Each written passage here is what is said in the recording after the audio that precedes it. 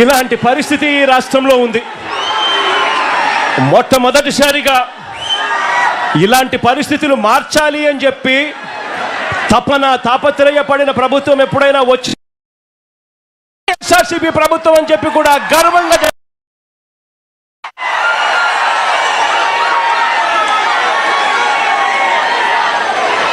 మన పాలన ఎలా జరిగిందో కాస్త గుర్తు చేస్తాను.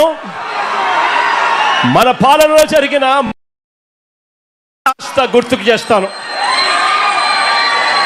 గతంలో ఎప్పుడూ జరగని విధంగా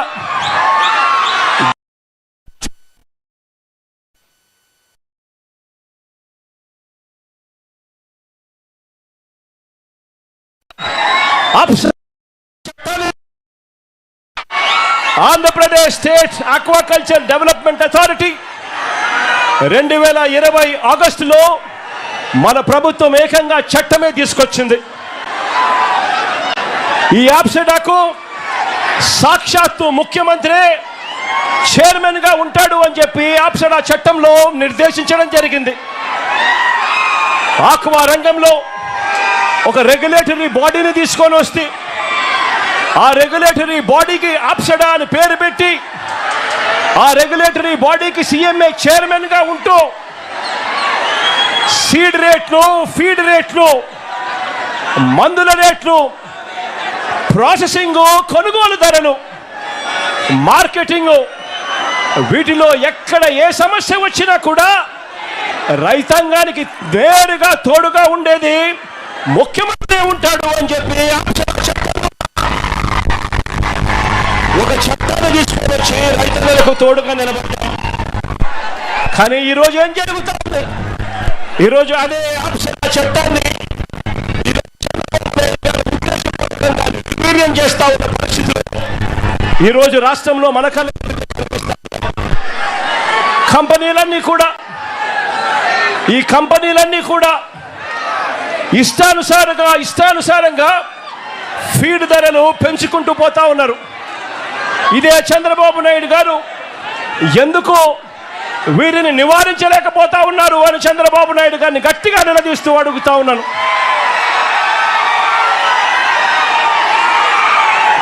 కేవలం 4 నెలల కాలంలోనే అంటే మొన్న ఫిబ్రవరిలో ఒకసారి రేటు పెంచారు. ఆ తర్వాత మరోసారి మళ్ళీ జూన్ వచ్చేసరికి 4 నెలలు తిరక్క మునిపే మళ్ళీ ఒకసారి రేటు పెంచారు. ఏకంగా కేజీకి 14 రూపాయల నుంచి 16 రూపాయలు ఫీడ్ రేట్లు ఎడా పెంచుకుంటూ పోయారు.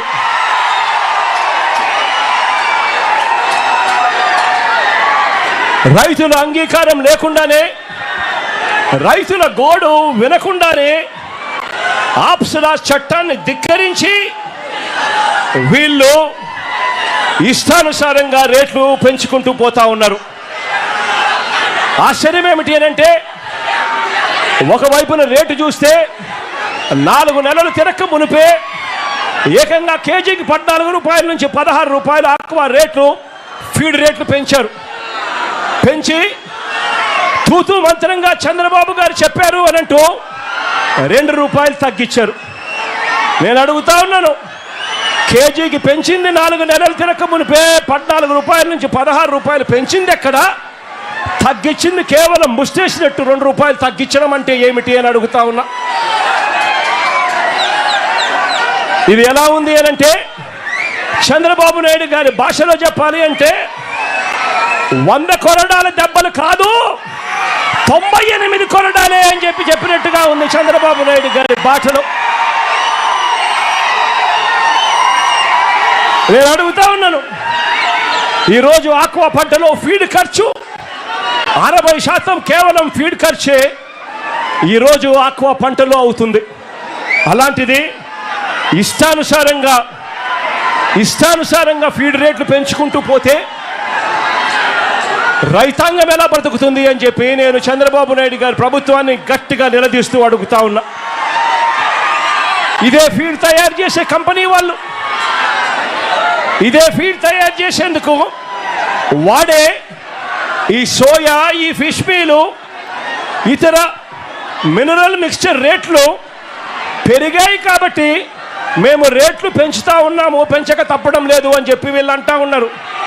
నేను అడుగుతా ఉన్నా, మరి వీళ్ళు రేట్లు పెరిగినప్పుడు పెంచుతా ఉన్నప్పుడు ఆ రేట్లు తగ్గినప్పుడు మీరు తగ్గించారా అని అడుగుతా ఉన్నాను ఇదే చంద్రబాబు ప్రభుత్వాన్ని.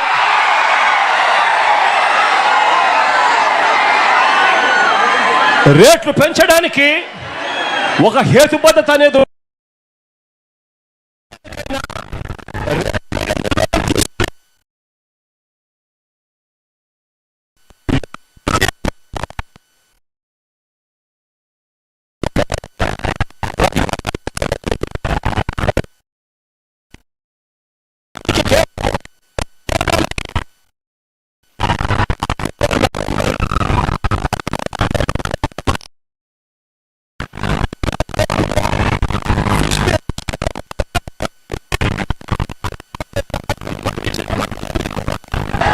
పుష్కలంగా అందుబాటులో. అలాంటప్పుడు అలాంటి పరిస్థితి అప్పుడు మాత్రమే రేట్లకు సంబంధించిన రివ్యూ జరగాలి. ఆ టైంలో ఏమో రివ్యూ చేయరు. మార్కెట్లో తక్కువ రేటుకు వీళ్ళన్నీ కూడా కొనుగోలు చేస్తారు. ఆ తర్వాత కొరత ఉంది అని చెప్పి ఒక కారణం తర్వాత ఎప్పుడో చూపించి ఇష్టం వచ్చినట్టుగా రేట్లు పెంచుకుంటూ పోతా ఉన్నారు ఈ సిండికేట్ కంపెనీల సామ్రాజ్యం. నేను చెప్తా ఉన్నాను, ఇదే మాదిరిగా వైఎస్ఆర్సీపీ ప్రభుత్వం ఉన్నప్పుడు, ఇదే మాదిరిగా మన ప్రభుత్వంలో 5 సంవత్సరాలలో 3 సార్లు కంపెనీలు ఇదే మాదిరిగా ఫీడ్ ధరలు పెంచితే, కంపెనీలు పెంచితే ఆప్సడా ద్వారా సీఎం ముఖ్యమంత్రి గారి నేతృత్వంలోనే ఏకంగా రేట్లు పూర్తిగా తగ్గించిన కార్యక్రమం జరిగింది అని అంటే అది వైఎస్ఆర్సీపీ ప్రభుత్వంలోనే అని చెప్పి కూడా గర్వంగా చెప్తా ఉన్నాను. 3 సార్లు కంపెనీలు పెంచిన ఫీడ్ ధరలను వెనక్కి తీసుకునేలా చేశాము అని చెప్పి కూడా ఈ సందర్భంగా రైతులపై వైఎస్ఆర్సీపీ ప్రభుత్వానికి ఉన్న ప్రేమను చాటు చెబుతూ మన ప్రభుత్వం వైఎస్ఆర్సీపీ ప్రభుత్వంలో ఆ ధరనే సాక్ష్యమని కూడా చెప్తా ఉన్నాను. ఆశ్చర్యం ఏమిటి అనంటే రొయ్యలకు గిట్టుబాటు ధర కల్పన విషయంలో కూడా రొయ్యలకు గిట్టుబాటు ధర కల్పన విషయంలో కూడా గతంలో కూడా ఎప్పుడూ లేని విధంగా మన ప్రభుత్వమే కృషి చేసింది. ప్రతి 15 రోజులకు ఒకసారి అంతర్జాతీయ మార్కెట్లో రొయ్యల రేట్లను ప్రతి 15 రోజులకు ఒకసారి సమీక్షిస్తూ ప్రతి రైతుకు ప్రభుత్వం నిర్దేశించిన మద్దతు ధర తగ్గకుండా ఆ 5 సంవత్సరాలలో రైతాంగానికి తోడుగా ఉన్న పరిస్థితులు ఒక్క వైఎస్ఆర్సీపీ ప్రభుత్వ హయాంలోనే వచ్చాయి. కరోనా లాంటి కష్ట సమయంలో కూడా రైతులకు అండగా నిలబడి మినిమం సపోర్ట్ ప్రైస్ 230 రూపాయలకు ఎట్టి పరిస్థితుల్లోనూ 100 కౌంట్లు తగ్గకూడదు అని చెప్పి ఏకంగా చట్టం చేసి మరి రైతన్నలకు అండగా నిలిచిన పరిస్థితి ఒక్క మన ప్రభుత్వంలోనే జరిగిందని కూడా నేను చెప్తా ఉన్నా. ఈరోజు రైతాంగం పరిస్థితి ఏమిటి అనంటే, ఈరోజు రైతాంగం ఉత్పత్తి ఖర్చు చూస్తే 275 రూపాయలు కేజీకి పెరిగిన పరిస్థితులు. ఇష్టం వచ్చినట్లుగా ఫీడ్ రేట్లు పెరుగుతూ ఉన్నాయి, ఇష్టం వచ్చినట్టుగా సీడ్ రేట్లు పెరుగుతూ ఉన్నాయి. కానీ పంట కొనుగోలు రేటుకు వచ్చేసరికి పంట కొనుగోలు రేటు ఈ రోజుకి కూడా కేజీ 230 రూపాయలు దాటని పరిస్థితి ఈరోజు కూడా కనిపిస్తూ ఉన్నాయి. నేను అడుగుతా ఉన్నాను, ఒకవైపునేమో రేట్లు పెరుగుతూ ఉన్నాయి, ఉత్పత్తికి అయ్యే ఖర్చు రేట్లు. మరోవైపు చూస్తే పంట కొనుగోలు చేసే రేటు చూస్తే ఆ రేటు తగ్గుతా పోతా ఉంది పెరక్కపోయి. ఇలాంటి పరిస్థితిలో రైతాంగం ఎలా బతుకుతా ఉన్నారు, రైతాంగం ఎలా బతకగలరు అని చంద్రబాబు నాయుడు గారిని గట్టిగా నిలదీస్తూ అడుగుతా ఉన్నా. అయ్యా చంద్రబాబు గారు, ఈ సిండికేట్తో మీరు కుమ్మక్కై నీకింత నాకింత అని చెప్పి మీరు చేస్తా ఉన్న ఈ పోకడి మార్చుకోవాలి అని చంద్రబాబు నాయుడు గారికి పిలుపునిస్తా ఉన్నాను.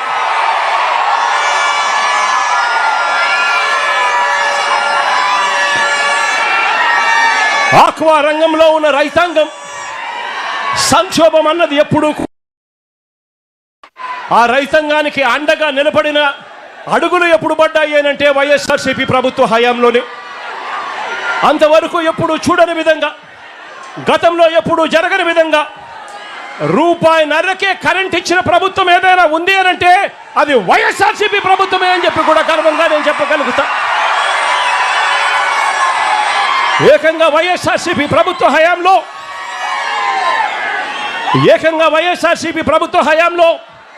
57 నెలల పాటు అంటే 5 సంవత్సరాలంటే 60 నెలలు, అందులో ఏకంగా 57 నెలల పాటు ఏకంగా 3,306 కోట్ల రూపాయలు సబ్సిడీ భరించి రూపాయిన్నరకే రైతాంగానికి విద్యుత్ ఇచ్చిన ఘనత ఒక్క వైఎస్ఆర్సీపీది అని చెప్తా ఉన్నా. అదే చంద్రబాబు నాయుడు గారు 5 సంవత్సరాల పరిపాలన చూసుకుంటే 2014 నుంచి 2019 మధ్య జరిగిన ఆయన పరిపాలనలో రైతాంగం, ఆక్వా రైతాంగం కరెంటు యూనిట్ రేటు ₹3.85 చొప్పున చంద్రబాబు నాయుడు గారు అప్పట్లో రైతాంగాన్ని బాదాడు. ఆ తర్వాత జగన్ పాదయాత్ర మొదలైన తర్వాత జగన్ ఎప్పుడైతే ఆక్వా రైతులకు ₹1.5కే కరెంట్ ఇస్తాడు అని చెప్పి పాదయాత్రలో చెప్పిన తర్వాత ఎన్నికలకు 4 నెలల ముందు మాత్రం చంద్రబాబు నాయుడు గారు ₹2కే తగ్గిస్తూ ఒక జీవో జారీ చేశాడు. కానీ ఈ పెద్ద మనిషి కేవలం జీవో మాత్రమే జారీ చేశాడు తప్ప ఆ 4 నెలలకు సంబంధించిన సబ్సిడీ కూడా వైఎస్ఆర్సీపీ ప్రభుత్వం వచ్చిన తర్వాత ఆ 451 కోట్ల రూపాయలు కూడా వైఎస్ఆర్సీపీ ప్రభుత్వమే భరించింది అని కూడా ఈ సందర్భంగా గర్వంగా కూడా చెప్తా ఉన్నా. చంద్రబాబు నాయుడు గారి ప్రభుత్వం ప్రతి అడుగులోనూ కూడా మోసం మోసం మోసం అనే పదాలే వినిపిస్తాయి. సూపర్ 6, సూపర్ 7 హామీలు ఏ మాదిరిగా చంద్రబాబు నాయుడు గారు మోసాలతో అడుగులు ముందుకు వేశాడో, ఎన్నికలప్పుడు బాండ్లు ప్రతి ఇంటికి పంపిణీ చేసి ఏ మాదిరిగా ప్రజలను చంద్రబాబు నాయుడు గారు మోసం చేశాడో, అదే మాదిరిగా ఆక్వా రైతులను కూడా చంద్రబాబు నాయుడు గారు ఇదే మాదిరిగానే మోసం చేస్తూ వచ్చాడు. ఇదిగో చంద్రబాబు నాయుడు గారి మేనిఫెస్టో, ఆక్వా రైతులకు సంబంధించి చంద్రబాబు నాయుడు గారి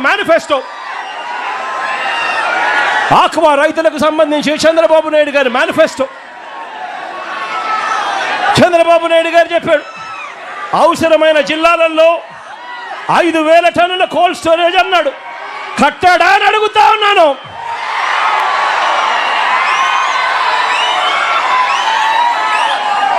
జోన్తో సంబంధం లేకుండా జోన్ వెలుపల ఉన్న చెరువులకు కరెంట్ సబ్సిడీ ఇస్తానని హామీ ఇచ్చాడు. మరి ఇచ్చాడా అని అడుగుతా ఉన్నాను చంద్రబాబు నాయుడు గారు. ట్రాన్స్ఫార్మర్ ధరలు తగ్గిస్తానన్నాడు, తగ్గించాడా అని అడుగుతా ఉన్నాను. గట్టిగా ఇలా ఇలా ఇలా ఇలా ఇలా ఇలా ఇలా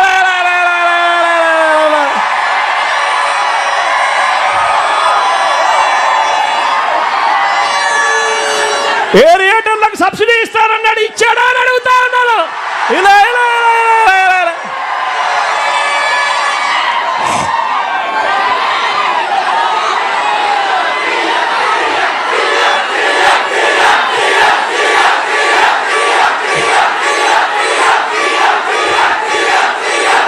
ఇవన్నీ ఇవ్వకపోగా మనం అమలు చేసిన ₹1.5కే కరెంట్ ఇచ్చే విధానాన్ని, సబ్సిడీ కార్యక్రమాన్ని చంద్రబాబు నాయుడు గారు కత్తిరించే కార్యక్రమాన్ని మొదలుపెట్టాడు. కొత్తగా ఇప్పుడే జీవో ఇచ్చాడు. ఈ మధ్యకాలంలోనే G O number RT169, G O number RT169, G O number RT169 ఇచ్చాడు. దీని ప్రకారం పవర్ ఫ్యాక్టర్ 0.90 నుంచి 0.95 మధ్య రైతులు మెయింటైన్ చేయాలని చెప్పి చంద్రబాబు నాయుడు గారు రూల్ పెట్టాడు. నేను అడుగుతా ఉన్నా, ఆక్వా రైతులు సాధారణంగా వాడే ఈ మోటార్లలో ఈ మోటార్లలో పవర్ ఫ్యాక్టరు 0.78 మాత్రమే ఉంటుంది. ఆక్వా రైతులు వాడే ఈ మోటార్లలో పవర్ ఫ్యాక్టర్ పెరగాలి అనంటే మళ్ళీ రైతులను కెపాసిటర్లు కొనాలి. కెపాసిటర్లు కొంటే తప్ప నుంచి పవర్ ఫ్యాక్టర్ పెంచే కార్యక్రమం జరగదు. మరోవైపున చూస్తే కొత్తగా ట్రాన్స్ఫార్మర్లు ఇవ్వడం మానేశారు. కొత్తగా ట్రాన్స్ఫార్మర్లు ఇచ్చే కార్యక్రమానికి మానేసి చంద్రబాబు నాయుడు గారు ఇంకా దారుణంగా ఏం చేస్తూ ఉన్నాడు అనంటే కొత్తగా కెపాసిటర్ల సంగతి దేవుడెరుగు.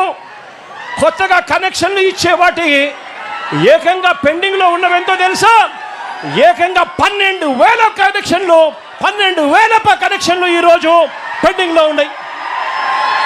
కొత్తగా కనెక్షన్లు ఇవ్వడం లేదు, ట్రాన్స్ఫార్మర్లు ఇవ్వడం లేదు. పవర్ ఫ్యాక్టర్ పేరుతో చంద్రబాబు నాయుడు గారు ఆక్వా రైతులను అన్యాయం చేస్తూ ఉన్నాడు. మరోవైపున ఇదే చంద్రబాబు నాయుడు గారు ఏం చేస్తూ ఉన్నాడు అనంటే ఇదే చంద్రబాబు నాయుడు గారు కోతల మీద కోతలు వేస్తూ ఉన్నాడు. ట్రాన్స్ఫార్మర్లకు ఇచ్చేది ఇది 3 ఫేజ్ కరెంట్ కాకుండా కేవలం సింగిల్ ఫేజ్ కరెంట్ ఇచ్చి కోతల మీద కోతలు వేస్తూ రైతాంగం అల్లాడట్టుగా చేస్తూ ఉన్నాడు చంద్రబాబు నాయుడు గారు. ఈరోజు రైతాంగం జనరేటర్లు పెట్టుకొని ఈరోజు ఆక్వా సాగు చేయాల్సిన పరిస్థితిలో ఈరోజు రైతాంగం ఉంది. నేను అడుగుతా ఉన్నాను, జనరేటర్లకు పెట్టుకొని ఆక్వా రైతులు సాగు చేయాలి అని అంటే ఇది సాధ్యమయ్యేదా అని అడుగుతా ఉన్నాను. 2 చేతులు పైకెత్తి ఇలా ఇలా ఇలా ఇలా ఇలా ఇలా ఇలా ఇలా ఇలా ఇలా ఇలా ఇలా ఇలా ఇలా ఇలా.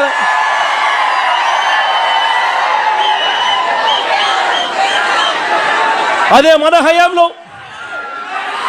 మన హయాంలో రైతన్నలకు తోడుగా ఉండేట్టుగా సీడు, ఫీడు, నీటి నాణ్యత, వ్యాధి నిర్ధారణ వీటి అన్నింటి కోసం అని చెప్పి ఏకంగా 35 ఆక్వా ప్రాంతాలలో ఇంటిగ్రేటెడ్ ల్యాబులు మనం తీసుకొచ్చి పెట్టాం. అంతేకాకుండా ఏకంగా 782 ఆక్వా 782 ఆర్బీకేల పరిధిలో ఏకంగా ఫిషరీస్ అసిస్టెంట్లను అంటే ఫిషరీస్ డిగ్రీ పట్టభద్రులను తీసుకొని వచ్చి ఈ 782 ఆర్బీకేలలో వీళ్ళను నియామకం చేశాం. వీళ్ళ చేత ఆ ఆర్బీకేల చేత ఈ పట్టభద్రుల చేత ఈ ఆక్వా ల్యాబుల చేత ప్రతి రైతాంగాన్ని చెయ్యి పట్టుకొని నడిపించే కార్యక్రమం చేశాం. మన హయాంలో ఏకంగా 120 రోజుల పాటు 150 రోజుల పాటు ఉండే సీడు ఈరోజు కేవలం 90 రోజులకు మించి బ్రతకని పరిస్థితిలోకి ఈరోజు ఆక్వా రంగంలో రైతన్న అల్లాడిపోతా ఉన్నాడు. ఈరోజు జబ్బులు పెరిగిపోయాయి. క్వాలిటీ మానిటరింగ్ అనేది పూర్తిగా పక్కకు తప్పుకున్న పరిస్థితి కనిపిస్తూ ఉంది. చంద్రబాబు నాయుడు గారి పుణ్యాన నర్సాపురంలో చంద్రబాబు నాయుడు గారి పుణ్యాన నర్సాపురంలో ఫిషరీస్ యూనివర్సిటీని మనం స్టార్ట్ చేస్తే అందులో క్లాసులు కూడా మొదలు పెడితే డబ్బులు కూడా శాంక్షన్ చేస్తే చంద్రబాబు నాయుడు గారు దాన్ని ఆపేసిన పరిస్థితి ఈరోజు కనిపిస్తూ ఉన్నాం. ఇదే ప్రాంతంలోనే మెడికల్ కాలేజ్ కూడా పనులన్నీ కూడా ఆగిపోయిన పరిస్థితులే ఈరోజు మెడికల్ కాలేజీల్లో కూడా కనిపిస్తూ ఉన్నాయి. ఒక్కసారి ఆలోచన చేయమని అడుగుతా ఉన్నా. మనసున్న పాలకుడు ఉంటే, రైతాంగం పట్ల నిజమైన ప్రేమ చూపించే పాలకుడు ఉంటే, మన హయాంలో వైఎస్ఆర్సీపీ ప్రభుత్వ హయాంలో చేపలు రొయ్యల ప్రొడక్షన్, చేపలు రొయ్యల ఉత్పత్తులు చంద్రబాబు నాయుడు గారి హయాంలో 39 లక్షల టన్నులు ఉంటే వైఎస్ఆర్సీపీ ప్రభుత్వ హయాంలో అవి ఏకంగా 51 లక్షల టన్నులకు పెరిగాయని చెప్పి కూడా గర్వంగా కూడా చెప్పగలుగుతారు. మనం తీసుకొచ్చిన ఈ విప్లవాత్మక మార్పుల వల్ల రైతాంగాన్ని చేయి పట్టుకొని నడిపించినందువలన 2018-19లో చంద్రబాబు నాయుడు గారి హయాంలో రాష్ట్రం నుంచి ఎగుమతుల విలువ 13,855 కోట్ల రూపాయలైతే 2023 అంటే వైఎస్ఆర్సీపీ ప్రభుత్వ హయాంలో ఆక్వా ఎగుమతుల విలువ ఏకంగా 20,000 కోట్ల రూపాయలను కూడా గర్వంగా చెప్పగలుగుతాను. అంతేకాదు చంద్రబాబు నాయుడు గారి హయాంలో 86% ఉన్న యాంటీబయోటిక్స్ అవశేషాలు, అంటే యాంటీబయోటిక్స్ రెసిడ్యూ, యాంటీబయోటిక్స్ అవశేషాలు చంద్రబాబు నాయుడు గారి హయాంలో 86% ఉంటే, అదే వైఎస్ఆర్సీపీ ప్రభుత్వ హయాంలో దాన్ని ఏకంగా 20%లోపే తగ్గించామని చెప్పి కూడా గర్వంగా చెప్తా ఉన్నాం. ఇలా తగ్గించగలిగాం కాబట్టే ఎక్స్పోర్ట్స్ పెరిగాయి, తగ్గించగలిగాం కాబట్టే రైతాంగాన్ని చేయి పట్టుకొని నడిపించగలిగాం కాబట్టే ఉత్పత్తి పెరిగింది. 2021-22 వైఎస్ఆర్సీపీ ప్రభుత్వ హయాంలో, 2023-24 వైఎస్ఆర్సీపీ ప్రభుత్వ హయాంలో వరుసగా బెస్ట్ మెరైన్ స్టేట్ అవార్డును సెంట్రల్ గవర్నమెంట్ చేత వైఎస్ఆర్సీపీ ప్రభుత్వ హయాంలో రాష్ట్రం పొందింది అని కూడా గర్వంగా కూడా నేను చెప్పగలుగుతాను.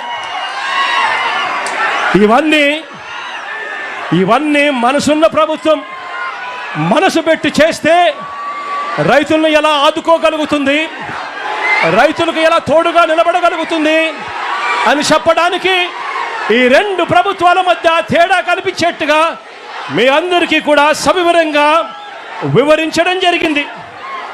ఇవాళ ఈ సందర్భంగా మీ అందరికీ కూడా నేను ఒకటే హామీ ఇస్తా ఉన్నాను, మీ అందరికీ కూడా ఒకటే హామీ ఇస్తా ఉన్నాను. మీ కష్టాలు నాకు తెలుసు,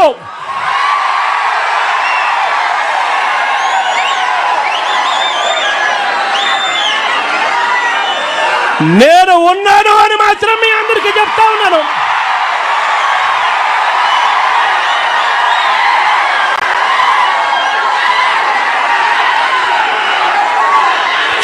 చూస్తూ 2 సంవత్సరాలు దాటిపోయింది.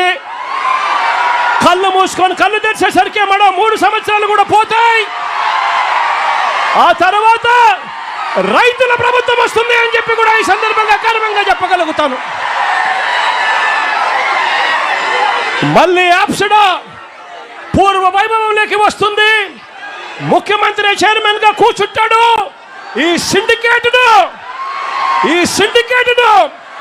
కూకటి వేలతో సహా నరికేస్తాడు అని చెప్పి కూడా ఈ సందర్భంగా తెలియజేస్తా ఉన్నాను.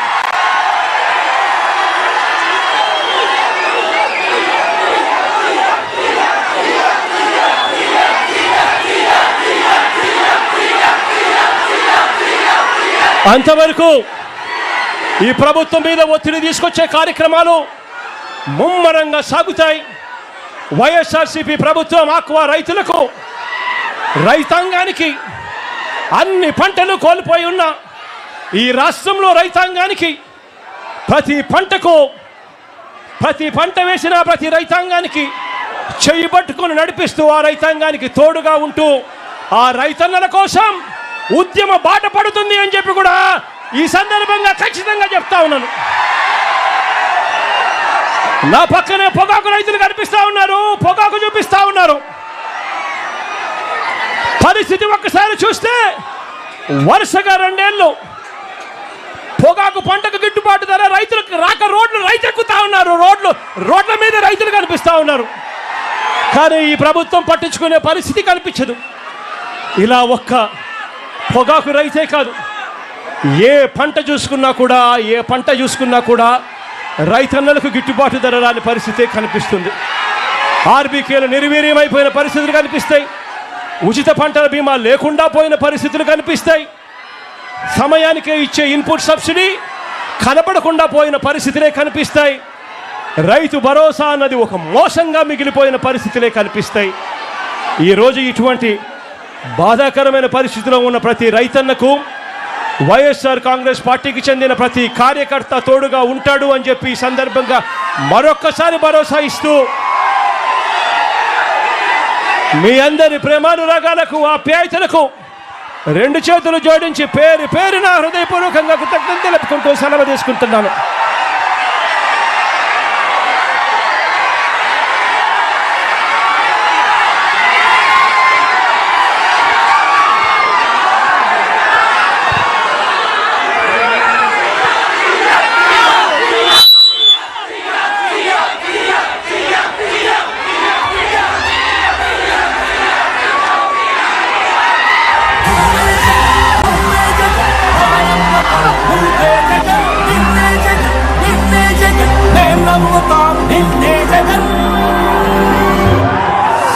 నమ్మకం నువ్వే జగన్, మేం నమ్ముతాం నిన్నే జగన్. మా నమ్మకం నువ్వే జగన్, మేం నమ్ముతాం నిన్నే జగన్. నువ్వే జగన్, నువ్వే జగన్, మా నమ్మకం నువ్వే జగన్, నిన్నే జగన్, నిన్నే జగన్, మేం నమ్ముతాం నిన్నే జగన్. నిన్నే జగన్, నిన్నే జగన్, మేం నమ్ముతాం నిన్నే జగన్, నిన్నే జగన్, నిన్నే జగన్, మేం నమ్ముతాం నిన్నే జగన్. ఏ నాటికి బొమ్మాటికి నమ్ముకుంది నిన్నపడిది మాత్రమే.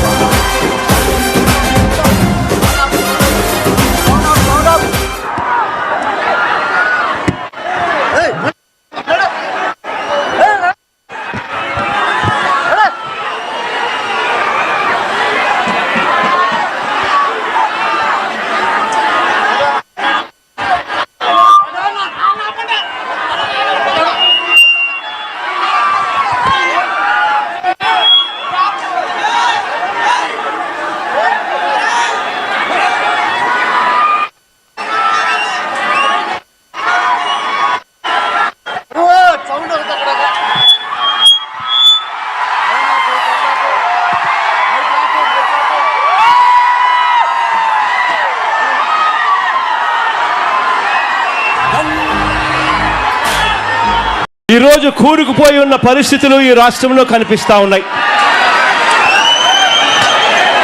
ఇంతకుముందు ఎప్పుడు చూడని విధంగా,